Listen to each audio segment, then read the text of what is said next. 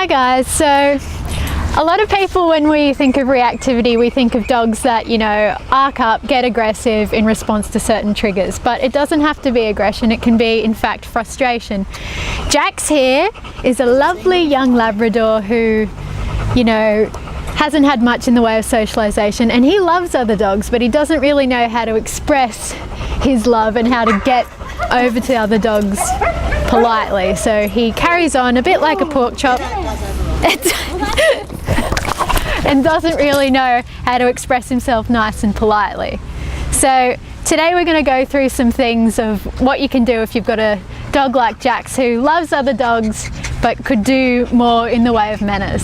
Step one would be upping his obedience training. Jax here knows a good sit, but he needs a bit more practice. A good thing to start doing is to train your dog to be able to listen to you in all different environments. So it can, you know, if a dog can do a sit 10 out of 10 times indoors, 10 out of 10 times indoors, that's great. But you also want them to be able to perform these behaviours, you know, outside, in the backyard, on lead, and especially off lead.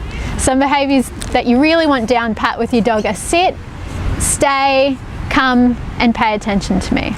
So we're going to up Jax's training and get him to practice doing these things out in the park.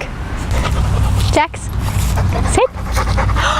Good boy. So despite there being, you know, a range of distractions, scooters around, Jax is already paying more attention. We're already being able to engage him more effectively. So he's very much keen to learn and keen to, you know, engage in more polite behaviours. So you definitely give.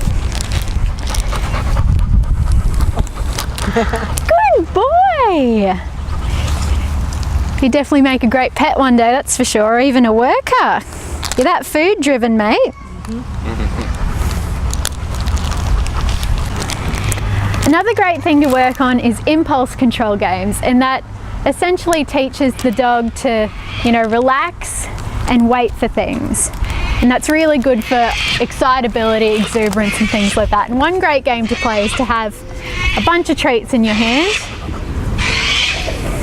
but do not let the dog get access to the treats by going for them. He has to put his head back and not go for them, and then he can have one. Good boy!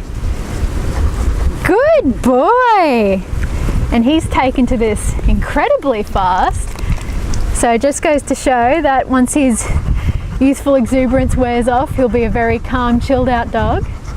So that's great. Another thing to work on is just practicing your stay, getting the dog to do things they'd normally do, like a sit or a lie down, and then delaying that reward, and just getting them used to holding positions and waiting for you. And that, you know, in of itself just calms them down. So when you've got a dog who's really into meeting other dogs but doesn't quite know how to express themselves, it's a bit lacking in polite behaviours, that's all you need to do. Practice your obedience, practice in different environments with an increasing level of distractions nearby.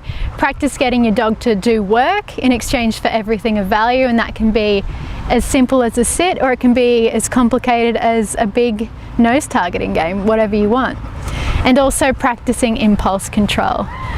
We've been working with Jax here for, you know, not even half an hour, and we've already seen marked improvements in his engagement, in his energy. He's already calming down and listening to people. A golden retriever walked past and he did not give a toss. And so as you can see, he's a fantastically behaved dog. He definitely has the potential to make someone a great pet. And if you want to find out more about him, subscribe or follow Hunter Animal Rescue on Facebook, check out their website, and you might be able to scoop up this one. He'll go like a hotcake, I reckon.